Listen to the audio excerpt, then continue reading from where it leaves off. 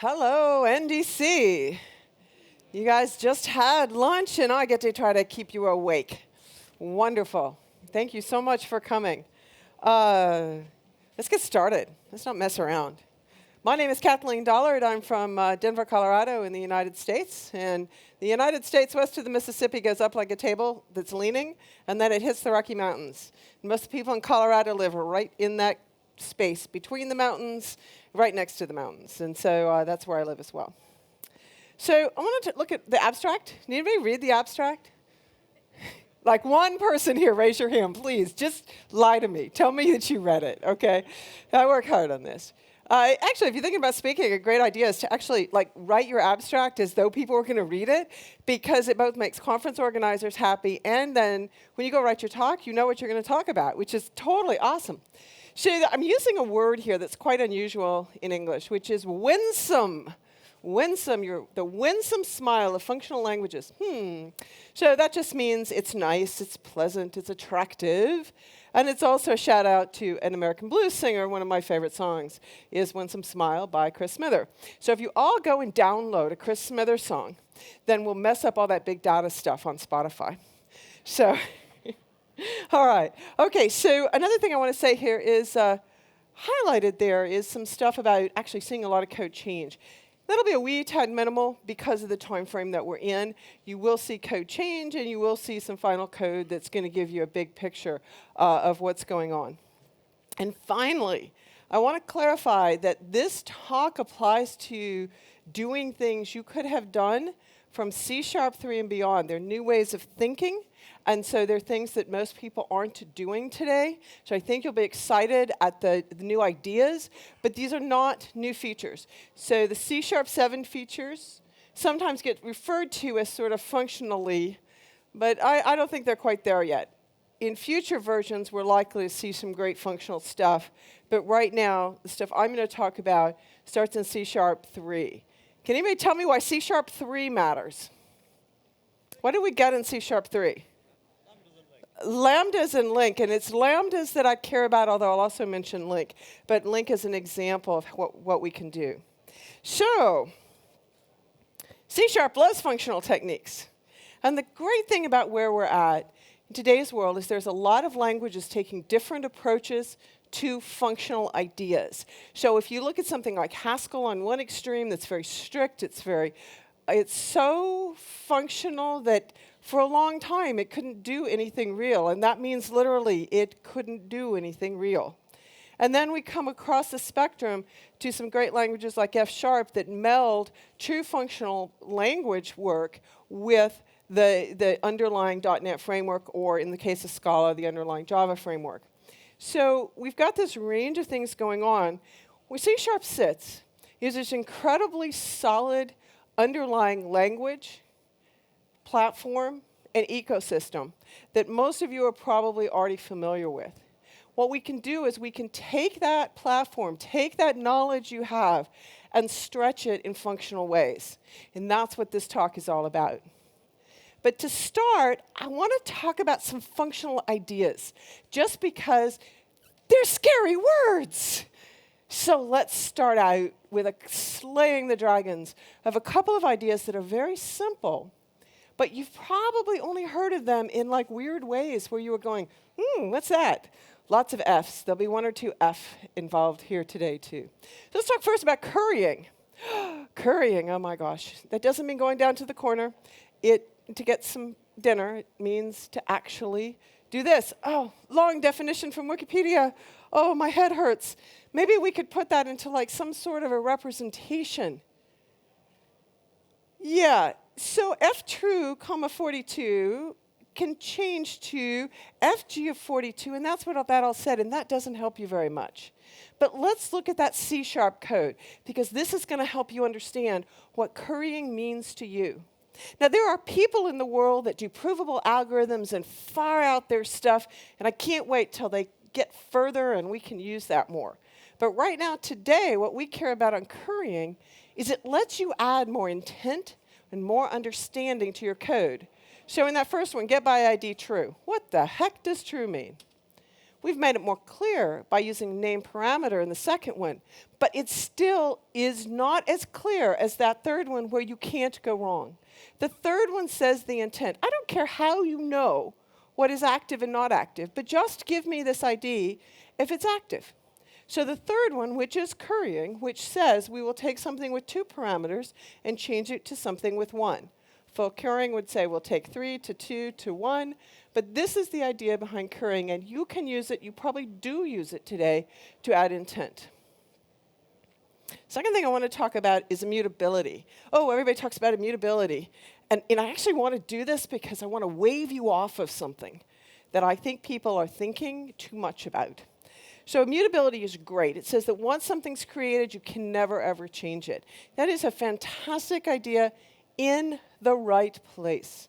So when we consider our systems, we need to look across a broad swath of the application.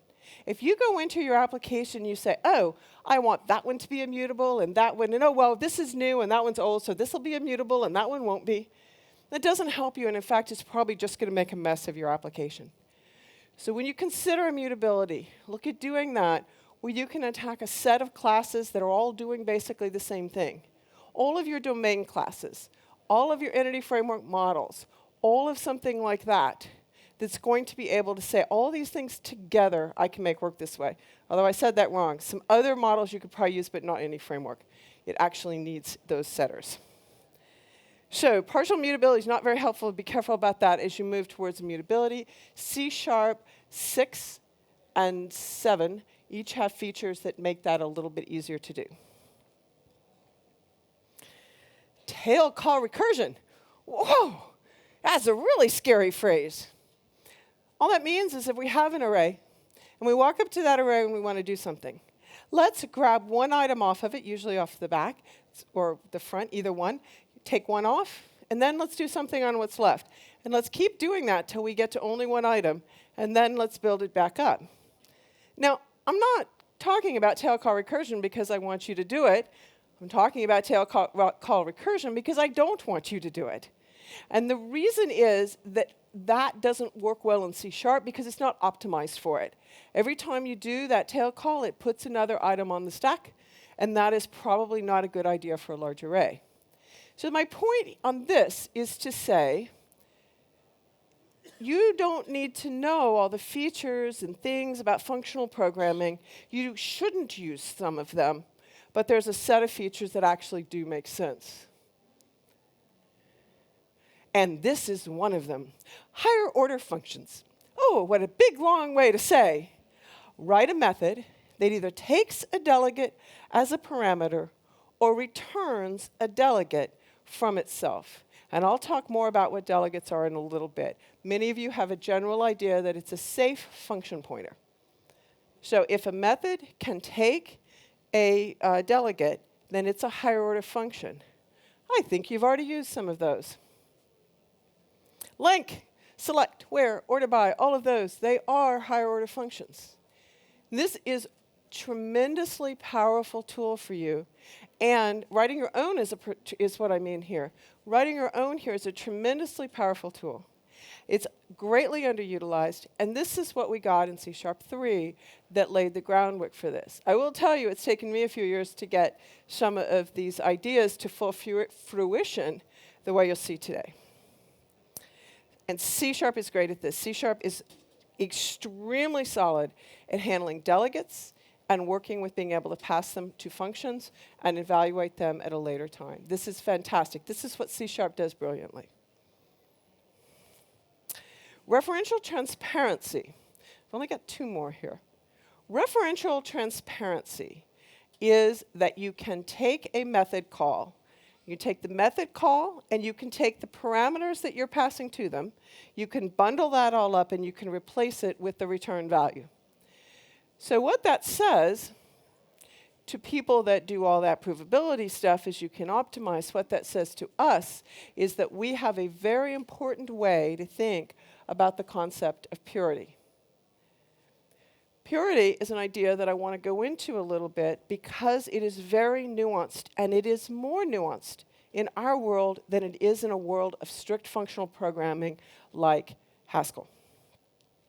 So at this point, we have been here for all of 10 whole minutes, and you haven't seen code, so we should fix that. Let's do a demo. What's the purpose of demos? It's to show you more clearly something that you've already seen. So I picked this picture because this is where I was on Monday night. I put this on Twitter, and I said I had a fantastic walk to that waterfall. A few of you might see the waterfall, maybe. There's the waterfall. So this is just to zoom in on this idea. So let me come here to a set of code, and the way they set this room up, I've not yet been able to go to the back to see whether or not this is a good size. So when you do that, does that mean it's good, or does that mean you would like it bigger? Good. Okay, good. I'm going to leave it this size. Somebody has to yell at me if they want it different. Okay, so purity is the idea that a method is always going to return the same thing given the same parameters. Not the same scenario in the universe, but the same parameters. And also, that nothing in the universe will ever change the way what the values are returned. So those are the two claims of purity. So with that, let's talk through a few. Is this pure? Yes, this is the definition of purity. Okay, this is absolutely pure. Now I have a challenge here, because what would the opposite of pure be? It would be like impure, or not pure, or something that's truly horrible. And there's nothing wrong with things not being pure. It's just a concept that we want to understand so we can pull apart the parts of our application that are pure from the parts that are not. Let's do another one. Given x and y, return z as the summation of x and y. Is that pure or not pure? It's pure. Fantastic. Okay. So let's do one more, which is that one with a very, very slight change. I have a few more here to do. How about this one? Is that pure or not? I heard yes. Do I hear anything else? I hear no. I hear no. I hear yes. I hear no. And that's a totally reasonable thing to hear at this point, because if we are working with the general concept of purity, with the legal definition, what it means in Haskell, what it means if you're doing provable algorithms, I said nothing in the universe changed, and something in the universe has changed. The console has changed. So this is something that is not pure in the traditional sense, in the legalese sense, in the formal sense, but it is pure in what we care about. And this is really important to us. We're C# developers. We live in a pragmatic world of trying to get code written. This is where we live, this is what we breathe, this is what we care about, is what matters. So all the people that thought yes, they're going, well, as far as I care, that is absolutely pure, because I don't care what gets written to the console. And that's a world that you need to define within your teams when you're using pure concepts to make your development better.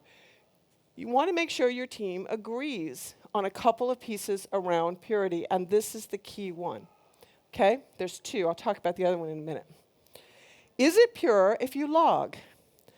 In my book, it is absolutely still pure, because it will not affect any of the evaluation things that you would do, any of the ways you think about the code, and I would never, ever, ever want you to be fearful of logging. Anybody here think they log enough? Raise your hand really high, wave it around, we'll like give you applause. So almost nobody feels like they are doing enough logging. Now, here's another one, which is the same thing. I have no idea why I have that one twice. This one is the one I want. Is that pure? No, that is like the definition of not pure. It is affected by the state of the universe. Every single second you get a new answer, so that is absolutely not pure. And what about this one? Is that pure? You're quiet. Nobody wants to give an answer. It depends. I heard the consultant's answer. Thank you very much. It depends. It depends on whether foo is pure. Foo in this case happens to be pure. So foo is also pure. And I tried to come up with an analogy for this because I don't want to say that impurity pollutes purity. Because if we don't have impurity, if we can't touch the world, our apps aren't interesting. What we want to do is take the ideas of purity, stack them up in one spot, understand what we mean by purity in that context, only do the things we're expecting to do, no surprises, and then let our other code also do its job. And so rather than use the idea of pollution or spreading or anything like that, I thought about beets. I love beets. Bright, red, wonderful beets. Have you ever cooked with beets? Have you ever done anything with beets? And everything that gets near the beet turns pink. Everything turns pink or red or maroon or some beautiful color. So it's like that, except a little more neutral, because I think beets are delicious. Purity and impurity are not good and bad. They're just different. And when we pull them apart in our application, then we're better able to write our applications in a way that's maintainable.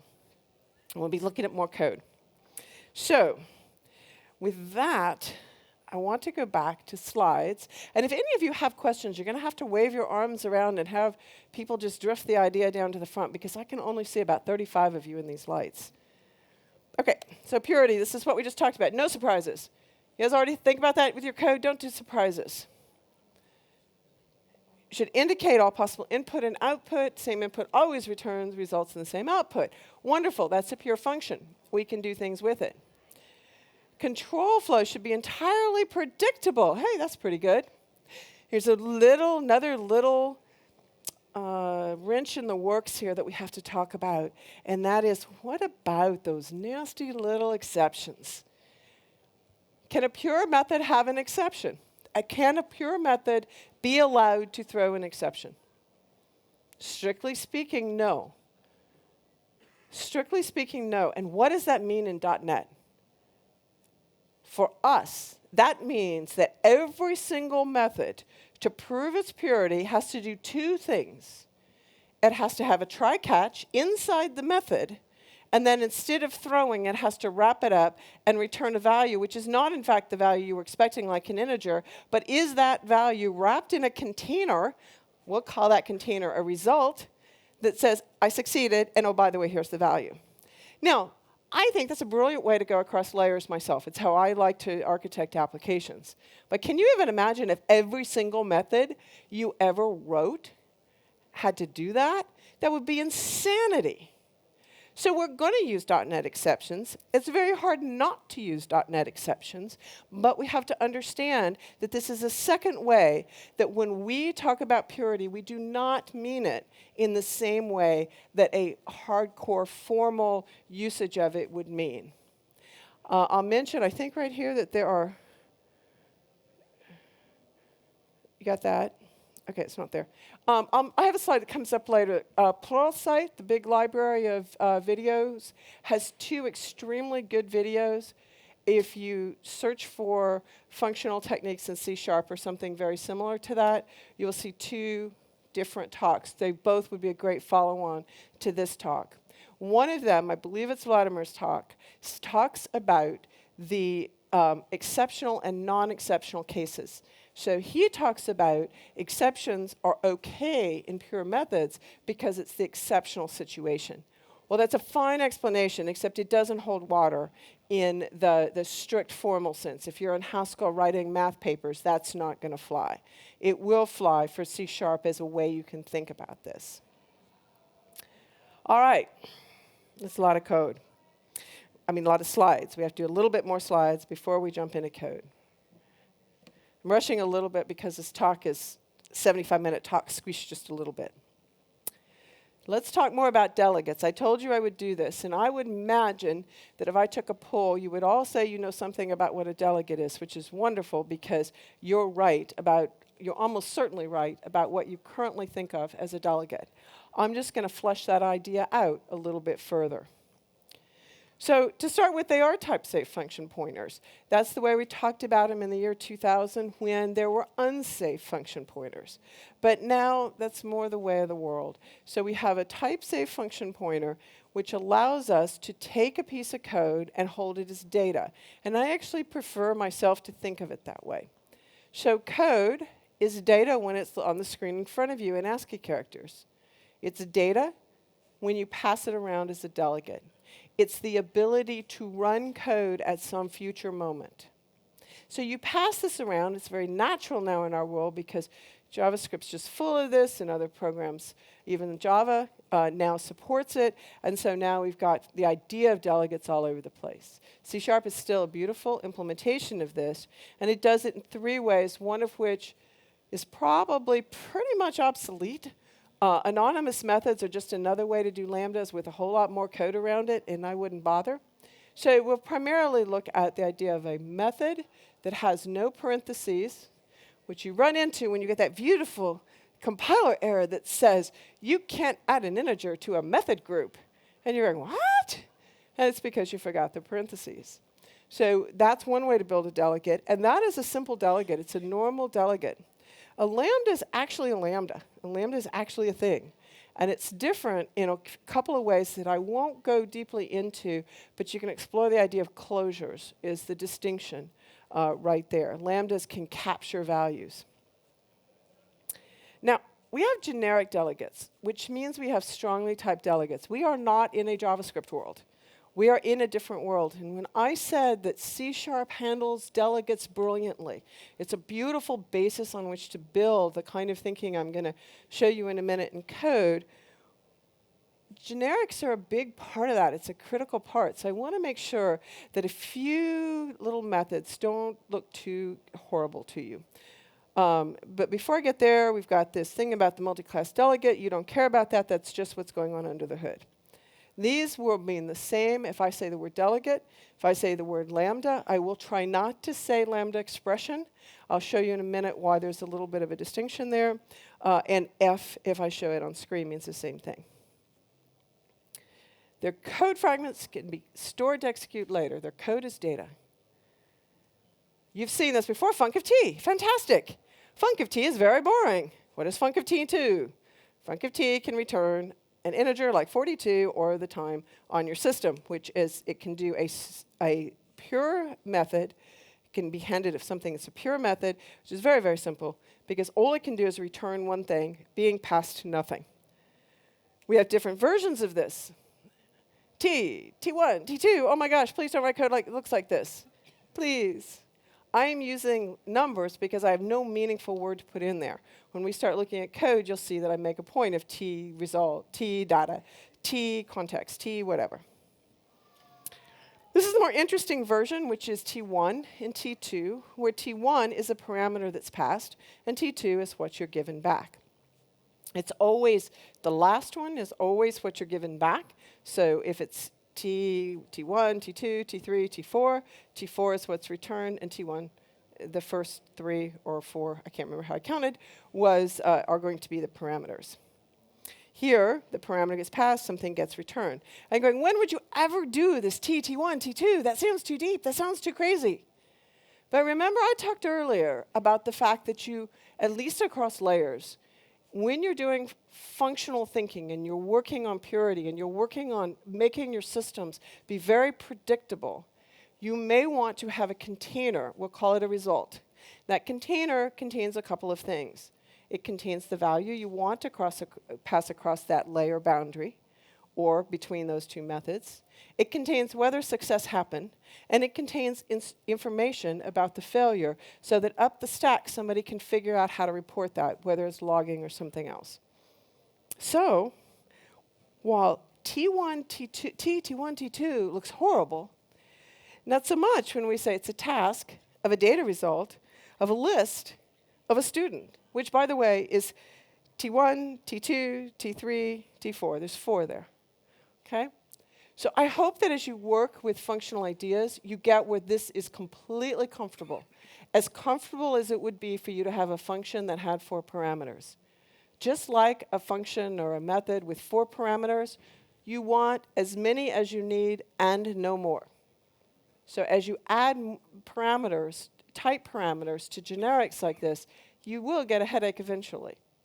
But I do think out to about 4, you want to be quite comfortable with in the same way that you're quite comfortable with a method that had 4 parameters. Do I have any questions? Somebody yell if you've got a question. All right. No questions? Quiet. This is a symbol for a lambda in C#. And if I have how many VB developers? VB does all of this with more verbosity. So if you're a VB developer and you want help kind of translating these ideas to VB, let me know. In C#, this tells us that we're going to create a lambda expression. And here is the common way that we would do that, which is a func. This one has 2 parameters.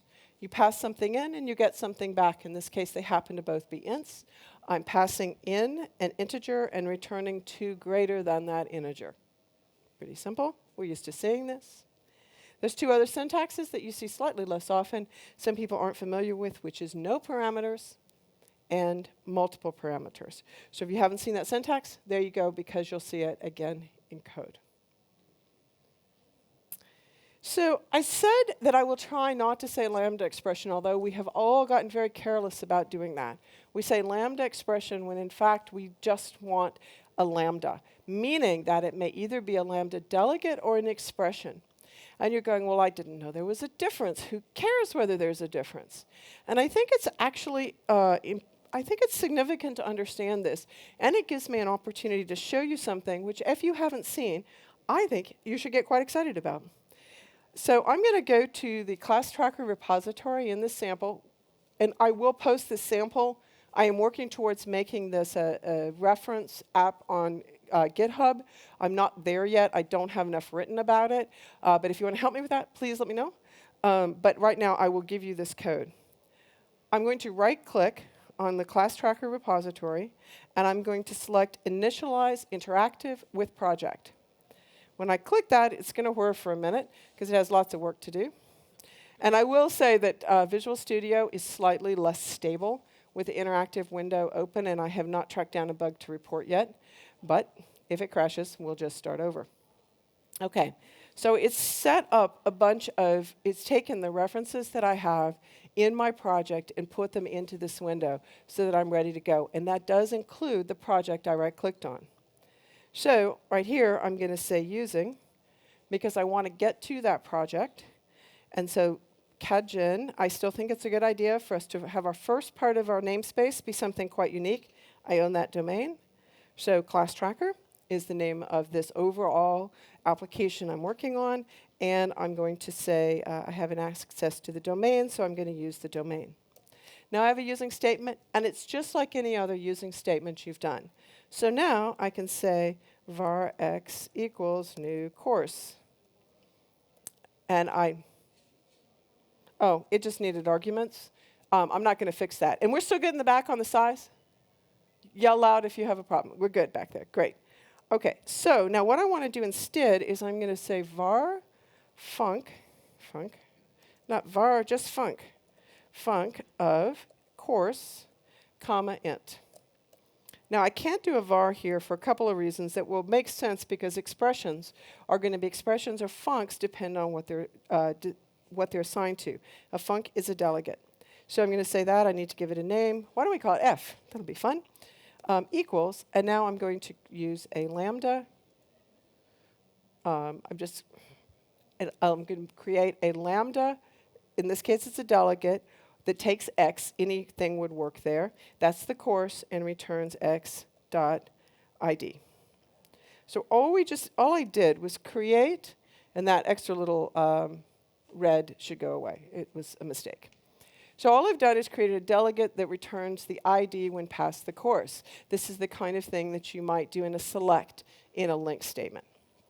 But what I want to do here is make another one. In fact, I'm just going to do alternate up arrow here. And I'm going to be lazy, do that first. And I go to home. I have about 6 keyboards, and so it's always hard to find the keys. We'll just do it with the mouse. There we go. And now I'm going to type expression of func. Blah! Just made it longer. That should not have been, that should have been, it's not there. I'm trying to save too much time. Get rid of that. You knew where it belonged, right here. OK? So now that should be happy. and I'm going to hit exactly the same thing, but one case I have a func and in one case I have expression. So now, and remember, I'm just in Visual Studio. I'm just playing. And I can copy this code, by the way, into an application. So if you would like to, especially old Fox Pro developers that did this all the time, if you'd like to write parts of your application here in this interactive window, you can then copy it and put it into your application. And the copy takes off the, it says copy code, and it takes off the left little funny angle thing. OK, so now what I want to do is I messed something up here, and so I'm going to do up arrow twice. And so that resets F. So F was assigned to the first thing. I accidentally assigned it to the second. I've reassigned it to the first, which is what I want. I want to come to this one, and I do not want it to be called F. I want it to be called EXPR. Okay? That way you can tell the difference between them. That was my intent. I was just made a mistake. Okay. Now, you're all curious about this. What's F and what's expression? Okay? Are they the same? They're not the same. They're different. They're different because expression has more information. It is not yet compiled into a delegate. It is the code. It is a tree of the code. If you're familiar with Roslyn, it is not Roslyn. It is something kind of like Roslyn. If you took a compiler course in university and you know what a syntax tree is, you can kind of think of it as a syntax tree, although there's a little bit of semantics thrown in there. So, the reason that I wanted to walk through this, so that you'd have a better handle on expression versus delegate, is because with the expression, I can do fun things. It has a body. Ooh. A body actually can be of different types. So I'm going to ask it what type it is and show you sort of a little sneaky thing right here. There's something sneaky right here, which is that you cannot find property expression. You can go search on the internet, and you will hopefully find a Stack Overflow question that says to use member expression, its parent instead, because property expression is hidden. So let's do that. Let's say expr.body as member expression. And let's just wrap all that in parentheses so we get the result. And now from that, we now have a member expression. So we now have a member. And a member has a name. From that, we can now get, I don't have a semicolon at the end. If there's a semicolon, it's executed. If there's no semicolon, it's displayed for you. So now I can get ID as a string from the original expression. Okay? Now, why do you care about this? You care for a couple of different reasons, one of which is now that I can understand that code. I can actually understand it as a tree, as something real. I can compile it and create a delegate. I can also hand it to a different language. And there is one language we care about tremendously that we'd be able to hand it to, and that's T-SQL. This is why LINQ does the magic it does. Because LINQ takes this, or something very long and ugly that would be much harder to show you, and it turns it into a SQL statement. It says, I know what you mean. You want me to say, select ID from course. And this is how it gets there. You can do other things with this. And when I show you some of the generic hierarchies I have, then a few of the tricks in there use exactly this. So you can use it. Some of you may know that Razor uses this. So the Razor, when you put a statement like this out in Razor, that's what it's using. I can also compile it, and then I can invoke it. Any questions on that? Okay. Cool. So let's go back to slides for a minute. LINQ. We already said this. Select order by our higher order functions, pure because they return a new list. There are some list methods that are not pure because they alter the list. It was probably a bad design, would probably be done differently today because there's no real value of changing that list in place. Lambdas are not free, and the reason that I talked to you earlier about the difference between taking a method and removing the parentheses, taking a method, I should learn to do this, taking a method and removing the parentheses, that is going to give you a true delegate.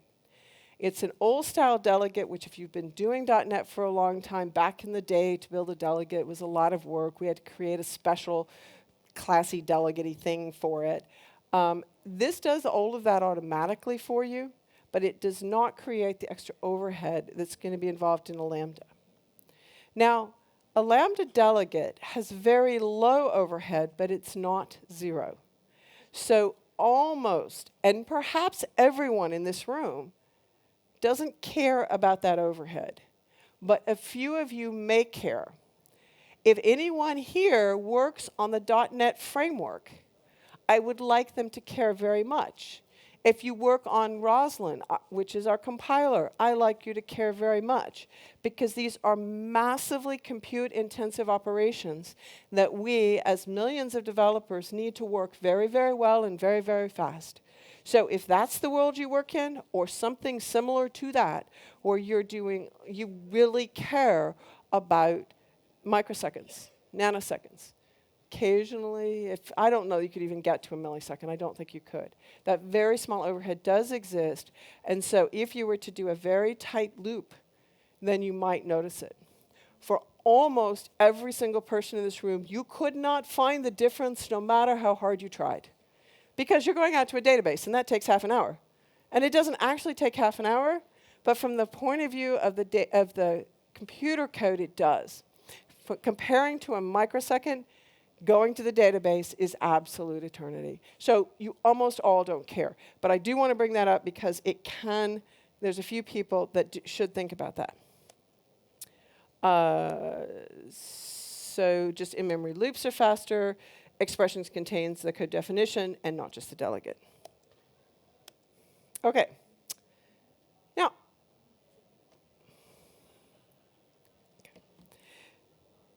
all of you, I hope, understand the concept of refactoring. There's a way that you approach your code that says, let me make it smaller and simpler. And this is the goal that you go to your code and do a few kinds of refactoring. One of the most common is to extract a method. I want to explore extracting methods in a new way. So the first thing that I want to look at is I call inside-out refactoring, because I've never found a way to talk about this that's consistent with anyone else in the industry. So I'll do what I can, and if anyone's ever found a better, somebody who talks about this with better words, feel free to share them with me. So what I want to do now is go down to my inside-out refactoring section. So here I have a boring, stupid piece of code. I'm kind of hoping I can get it almost all on screen. Okay? Just a stupid piece of code that we're going to use for this little refactoring exercise. The way you would normally refactor, which I'm going to call inside-out refactoring, is to take the inside part and take it out.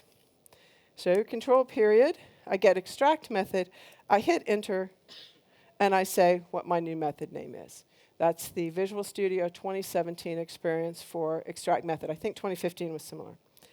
But that's not what I want. So I'm going to just hit escape, control Z. And that's the refactoring of methods you're used to doing. Let's take a different approach. So let me come over here to my slides and show you where I've attempted to do a drawing of this. I'll show you this, both of these are also in code, so you'll be able to see it both ways. I want to grab some code, make a new method, and use it in multiple places. Maybe use it in multiple places. At least use it to make my code simpler. So I've taken the inside code. This is just a little graphic.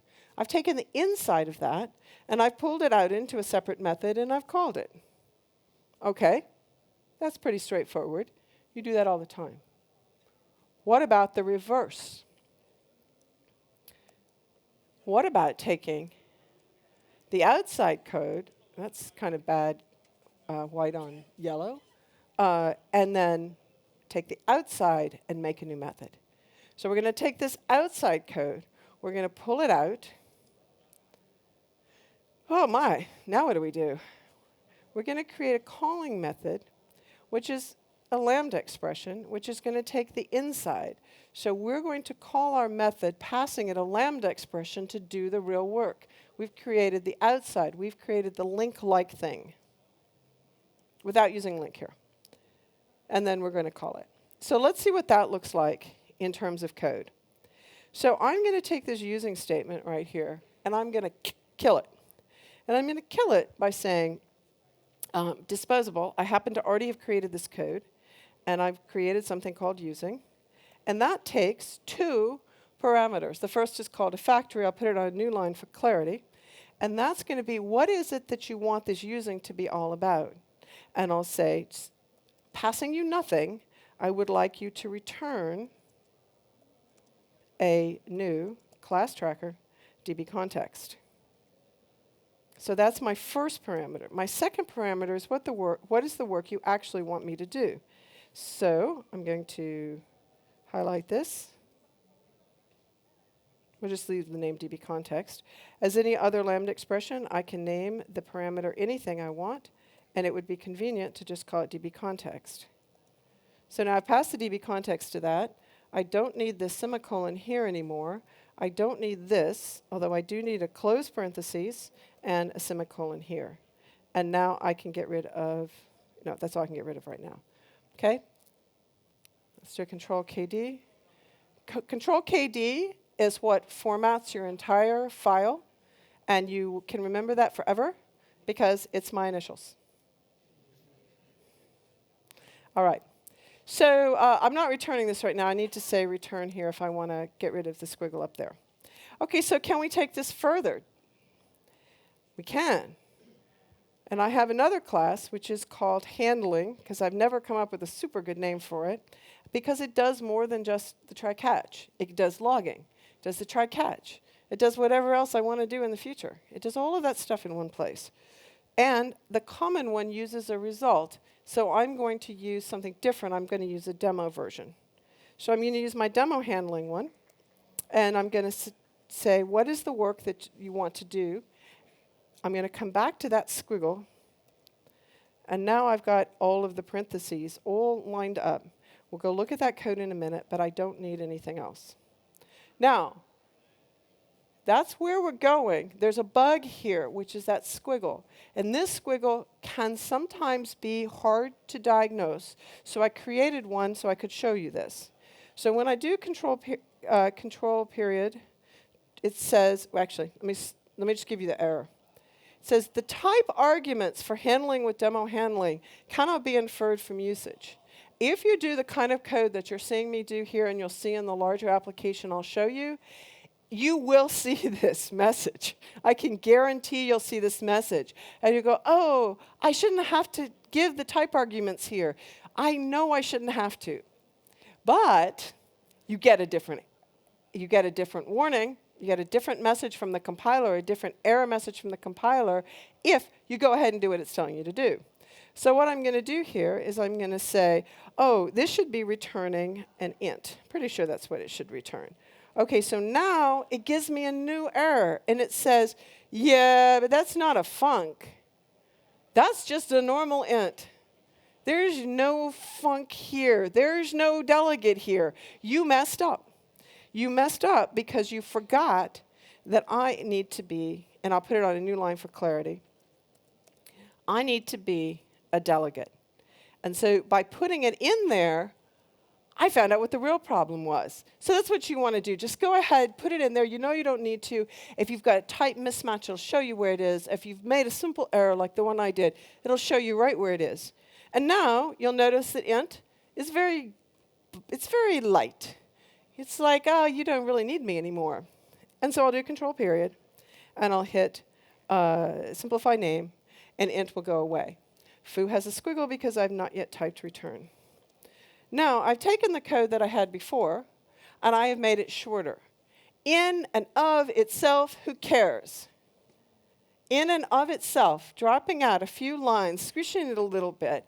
Oh, maybe it's a gain, but it's pretty small, and I got new things to worry about, and gosh, I don't even know if I like it. That's not where the benefit is. And that wasn't really where the benefit was in many of your inside-out refactoring either.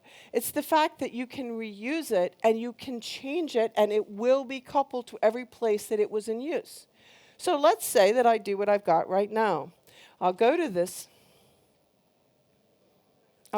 code, and the only thing it's doing is a try. If I had more time, I'd go a little deeper into this, but you can see I'm just taking the using step one step further. That's what matters here, is that I can decide tomorrow or next week that I want to do logging, or I want to do logging in a different way, Or I want to do, oh my gosh, I'm going to do something really hard here. I want conditional logging based on something in my compile step. I can do anything I want because I can call a method, and within that method, I can do anything I want. Literally, anything I want. So what I've done is I've said the way you call your code can be controlled by a single method. This is exactly what LINQ does. This is why I bring LINQ up at the beginning, is because if you think about what the where clause, what the filter does in LINQ, it goes and it picks up each individual item of the array. It does that every time, no matter what. And then when it's ready to ask one single question, that one single question is, what is the filter? Then it executes that filter and says, you match, you don't match, you match, you don't match. So what you can do with this, it's exactly the same technique, except that we've used it in a different place. So this is one of the core functional pieces I'm showing you. I'm going to show you into a larger application. I'm going to show you it with some deeper generics. But if anyone has any questions, this would be a great time. You'd have to shout, though. Nothing? I don't hear you. OK. OK, so let's pop back for a second to slides. And this just mentions Pluralsight, so when you get the slide deck, I haven't yet put it up, but I'm sure the conference has a place I can put this. If not, watch my Twitter feed, and I'll put it someplace you can find it. But Pluralsight has these two great courses. If you're listening to what I'm saying today and you're saying, man, I'm interested, I just don't totally have my head around it, these are great courses to take you a little bit deeper. They definitely take some different directions than I do, but this core, what can we do with functional stuff in C#, they cover in those.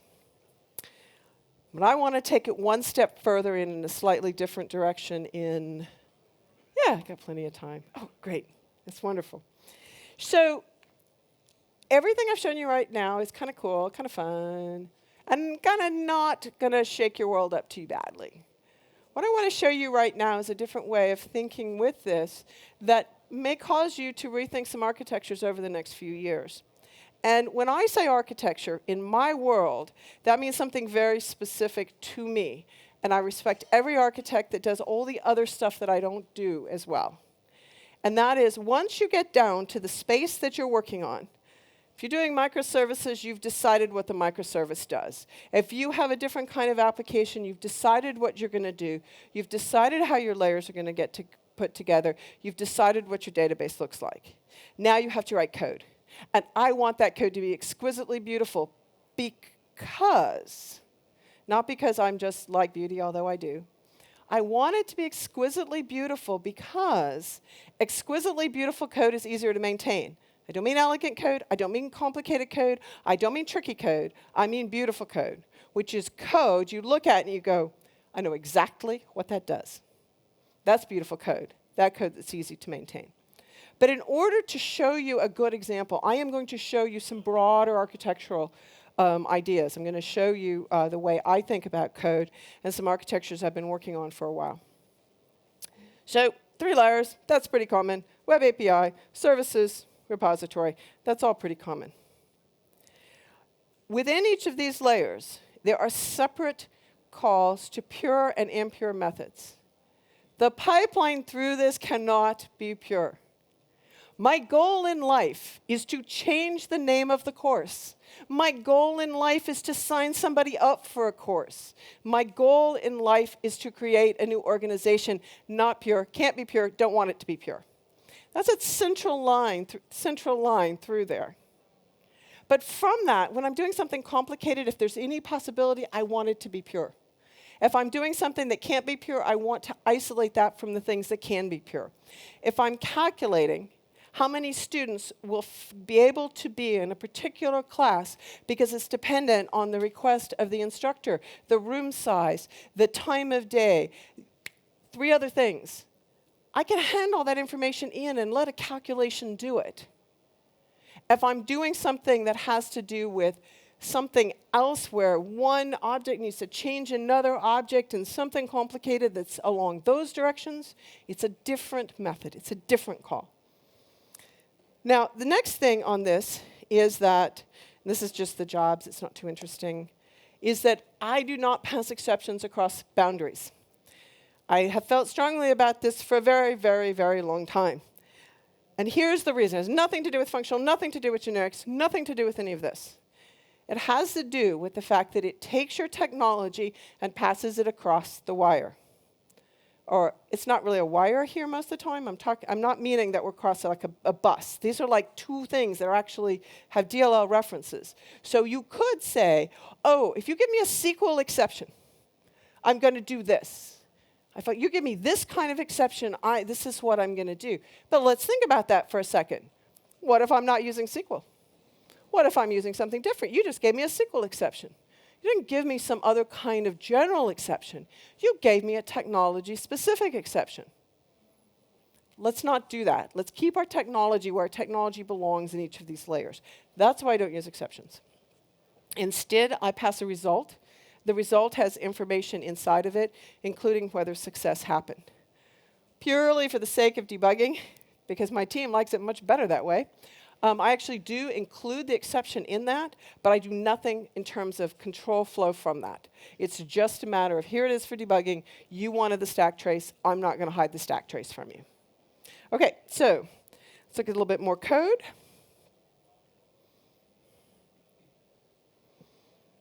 I'm going to open up the repository here for the course. OK. So I have something called a course repository. It inherits from something called a base entity framework repository. That takes count them four generics. The course, this is a course repository. I'm going to return a course. One more thing. I separate out my domain from my entity framework models. They're different. I have an EF course, which is the entity framework model, and I have a course that I'm passing across that logical boundary. So I need to have, what am I actually going to return? The course. EF course, what am I actually going to be talking to entity framework with? What DB context am I going to be using? And also, what is the primary key? That's the integer. OK, that's pretty cool. Now, to the base class constructor, I hard-coded. This is a course repository. It's nothing else. This is a course repository. The course repository says, well, gosh, OK, once you get that DB context, how are you going to get that particular DB set? So how are you going to talk to that particular table instead of a different table? OK, great. Get DB set. I kind of get that. That's another one of those, this is a higher order stuff, but OK. And then we get the primary key. Given a course, we get the primary key. You've seen that earlier. I do go to 140, 240, I hope. All right. And then I need to map. Given an entity framework model, give me a domain. Given a domain, give me the entity framework model. OK? Now, I have those methods in this. I happen to put them in a nested class. If you haven't seen nested classes, that's all I'm doing here. And so I've got those two methods. And another one that we don't care too much about right now, so I'm going to hide it. But I've got domain to entity and entity to domain. They're a little bit different because of the demands of entity framework. OK. Guess what? I am out of curly brackets. I am all done. I'm all done. Every single thing this needs to do for normal CRUD operation is now complete. I've done everything I need to do. And that's because above this, in my base entity framework repository, I've done all of the work. It takes the things that you've seen. It names the generic type parameters. It has a property for that DB set. And then let's come down here and look at one of these. Now, if I had another 15 minutes, I would refactor this to look like the next one. But as it is, I would like you to just absorb this, understand where we're going, and then I'll just jump to the completed one. That's the piece I had to cut out. So we're going to simply get the DB set. We're going to do any filtering. We're going to get to the specific one we're asking for. And then we're going to map that. Mapping here is a delegate that's held in this base class. Because every time we do a generic, it has its own copy of that. So they each get their own copy of these properties. And then I create the success result. If there's an exception, I create a failure result. Now, I'm going to switch topics a little bit, but I think you're all going to be fine with, I'm hoping you'll all be fine with that. That was get one by ID. This one is get all. And now this is all that needs to do. So with wrap db set, I'll show you that. There's different ways that you could handle this. Again, I'm saying that every time I touch a db set, this is the way I will get there. So therefore, it's common code. It allows me to have custom code in a repository that needs it. And I'll get back to that point just as I close. So we want to look at that method, I'm sure. I'm sure you're dying to see it. There's some funny things about the way that that when link goes to the database and back is why there's two lists. In case you were seeing that, that's not actually a typo. It's needed because one to-list happens on the server, the other to-list happens on the client. So with the wrap db set, it says, oh, with the wrap db context, give me the set. We'll skip that one. With the wrap db context, simply says, give me a new one. We saw this code almost identical to this earlier in the talk. Give me a db context, and then run an operation on that. The db context is defined as tdb context as a type parameter to this class. Okay? So, jumping back over to the course repository, what I'm going to do is, I know you'd love to see this code, but I really want you to see this class in total. So I'm going to see if I can do this. Okay, let's just go ahead and collapse this so you get the general gist of this is what I want you to have. I know you can no longer see the code, but I want you to just think about this in totality. This is a course repository. This is freaking simple. There's nothing I need to do. Courses are easy. Courses aren't hard in my world. Courses are terribly easy. Nothing special ever happens. Oh, but students. Students are very complicated. Students have a lot of work.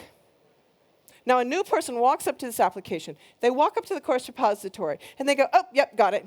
Nothing hard. Everything's easy. Oh, I see the mapping. They go up to the student repository, and the student repository has overridden some of these methods because the student repository has something more complicated to do. The student repository has more work, and the person walking up to this has no problem seeing this right there in their face. Oh, my gosh. Student repository is complicated. Course repository is easy. If you think about your application today and the code you have at home right now, if you could take every single thing that was easy and make it easy, dirt simple, nobody can overlook the fact that it's easy. Pull out the parts that are complicated. Let the human deal with the parts the human being needs to deal with, and take all this other junk that we're doing and try to tuck it away using every single technique at your disposal. What I hope I've done today is shown you one or two additional techniques in the area of generic hierarchies and functional programming, and some new ideas, I hope, in terms of how you can do that with the ultimate goal: make the simple code easy, let the complicated code be where the humans spend their time.